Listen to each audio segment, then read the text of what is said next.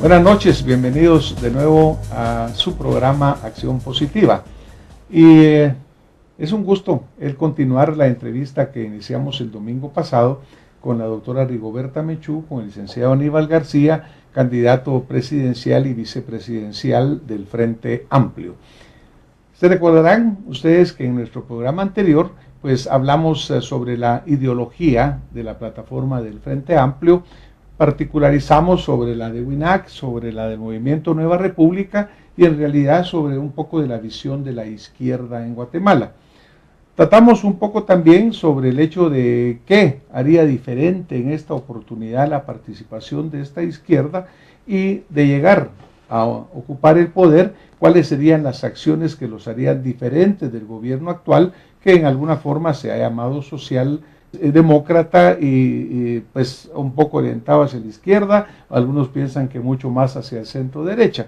Pero el día de hoy pues vamos a continuar, les damos de nuevo la bienvenida, doctora, licenciado, qué gusto tenerlos por acá y gracias por seguir con nuestra audiencia. Gracias, doctor. En este examen que les estamos haciendo, porque es privado. Privado, porque consideramos fundamental que el pueblo de Guatemala debe de conocer a ustedes como candidato, lo debe conocer a ustedes como propuesta y oír directamente cuál es lo que ustedes ofrecen, cuál es la forma como lo piensan implementar. Promesas hay mucho, ¿verdad, licenciado? Pero claro, el guatemalteco que nos oye, que nos escucha, necesita verdaderamente oírlos, verlos y saber qué es lo que ustedes nos quieren decir, qué es lo que nos quieren informar.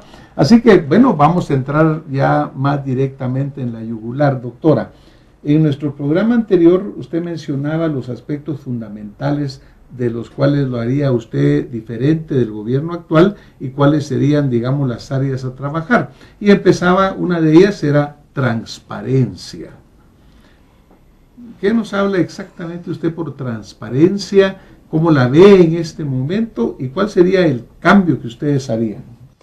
Bueno, yo creo que si nosotros, en primer lugar, usamos los presupuestos públicos a donde debe estar y no estar trasladando dinero de una cartera a otro, porque eso es lo que se ha hecho. En este gobierno, por ejemplo, se dejó MAGA sin fondos, cuando MAGA tiene una gran misión de desarrollar el campo, de hacer posible la productividad dentro del país y donde debe ser rectora de políticas públicas en el desarrollo rural y nacional. Bueno, nosotros creemos que es muy importante la recaudación fiscal.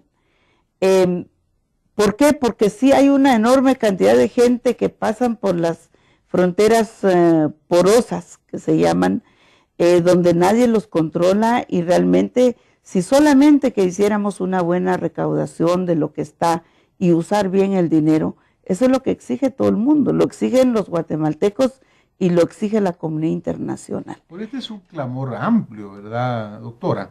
Pero ¿cuáles medidas específicas ustedes aplicarían? Porque verdaderamente yo creo que no pasa día sin que algún ciudadano, alguna organización señale al gobierno por esas transferencias. Usted habló del MAGA, pero de educación, salud, que se han ido pasando fondos hacia otros lados.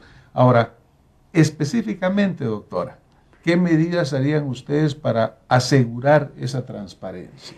Yo creo que hay una cantidad de instrumentos que ya existen en Guatemala, o sea, simplemente potencializar la fiscalización y sobre todo involucrar la población en la fiscalización. Por ejemplo, se crearon los COCODES precisamente para que vigilen el desarrollo comunitario. ¿Y estarán funcionando? No están funcionando. Por eso, en primer lugar, por eso la transparencia no solamente es una consigna, y mucho menos decir, como hacen algunos partidos, de decir, mi vicepresidente se encarga de la transparencia, o sea, entonces seríamos juez y parte. Yo creo que hay instituciones del Estado que hay que fortalecer.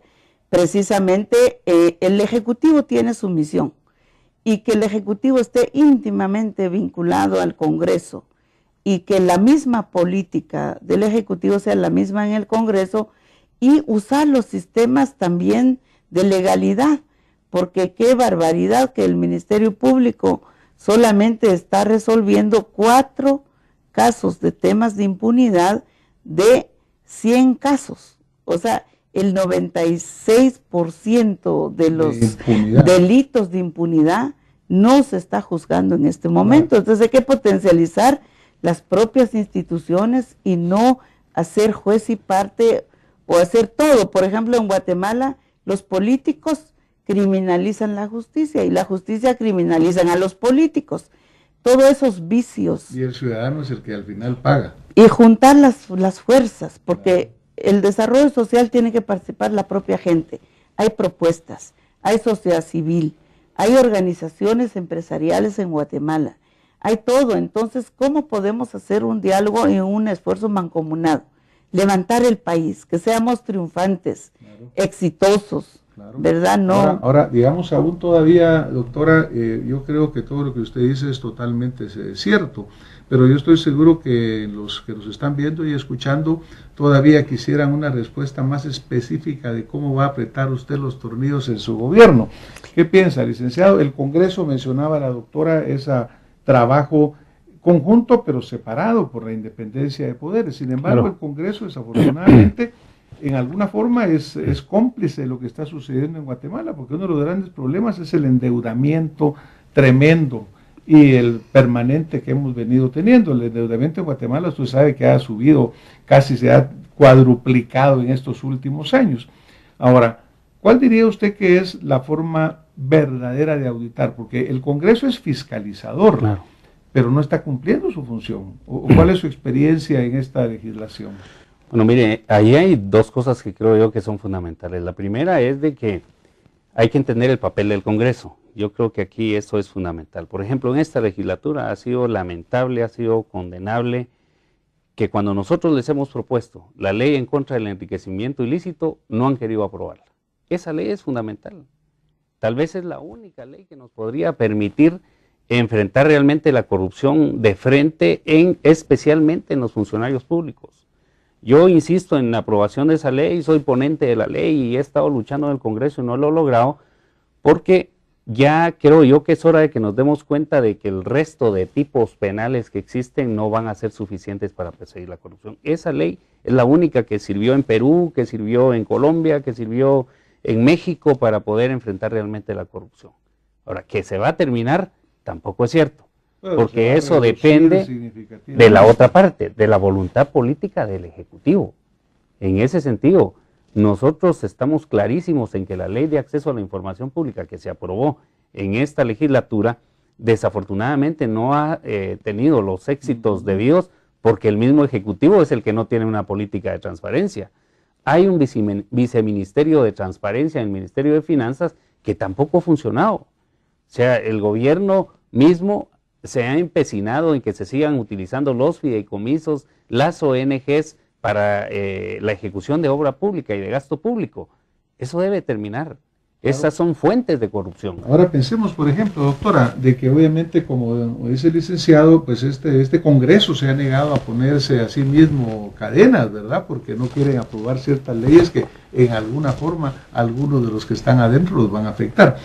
¿Cómo podría impulsarse ese cumplimiento de leyes, siendo que casi un 70%, licenciado, de los actuales diputados piensan reelegirse o se van a reelegir desafortunadamente? Este tiempo, pero yo creo que el futuro no se debe permitir eso.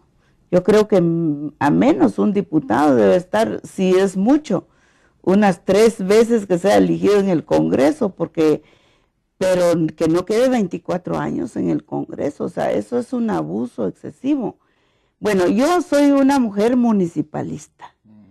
Yo creo que en primer lugar hay que fortalecer la relación con las municipalidades, escuchar los diversos problemas, pero también las diversas propuestas.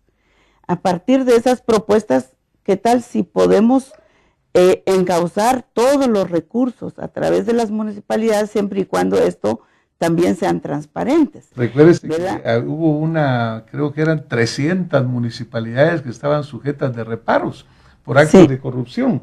O sea que caemos en el mismo punto de que cuál sería el sistema que aplicáramos para evitar la corrupción, doctora.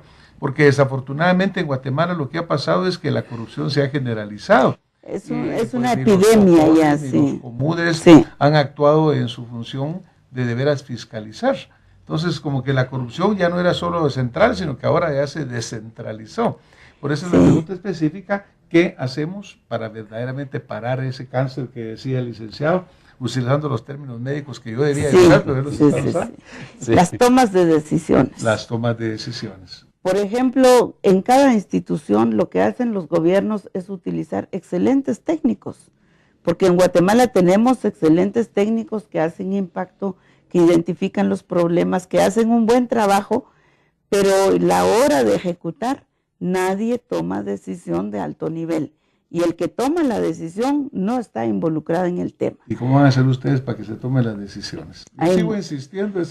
Involucrar gente, ciudadanos. Yo creo que aquí hay una cantidad de ciudadanos guatemaltecos que son honestos, profesionales, políticos. Nos abundan las herramientas humanas, digamos, para poder sacar el país adelante. Lo que pasa es que aquí hay círculos que hay que romper. Que la señora tiene su hijo de asistente o su hija, ya se vuelven clanes familiares, todas las tomas de decisiones. Eso no puede ser. Un Estado secuestrado, doctora. ¿Qué piensa el licenciado? No, mire, hay un tema que es central y es el tema del financiamiento de las campañas. Yo le puedo asegurar que todos los gobiernos que han llegado de 1985 para acá, en esta época democrática, entre comillas, que hemos vivido, todas han llegado prácticamente hipotecando el futuro de su proyecto político. Y mirémoslo ahora con el caso de Tomsa, por ejemplo.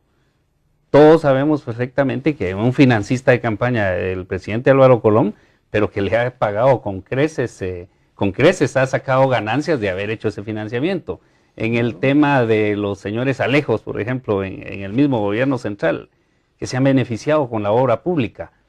Yo creo que la clave está en la solvencia moral y política que pueda tener, en este caso, nuestra futura presidenta, yo como, digamos, segundo de a bordo, como vicepresidente, y todo el equipo de gobierno. La clave está en el compromiso que se adquiere en la campaña. Hay leyes buenas. Por ejemplo, incluso el doctor Espada ha estado ahí luchando por la ley. Él dice una cosa, pero se hace otra. Entonces, el problema aquí es de voluntad política. ¿No le preocupa a y de solvencia política? Que el deterioro de la vicepresidencia en este gobierno fue espectacular. ¿Cómo va a hacer usted para que eso no le suceda? Pues yo tengo la confianza, en primer lugar, de que conozco aquí el nivel de liderazgo, profesionalidad y ética profesional de la doctora Rigoberta Menchú, pero al mismo tiempo también tengo la confianza en que podemos demostrar que podemos revalorizar ese puesto. Además, la Constitución Política de la República, en el artículo 190 y 191, dice cuáles son las funciones del presidente.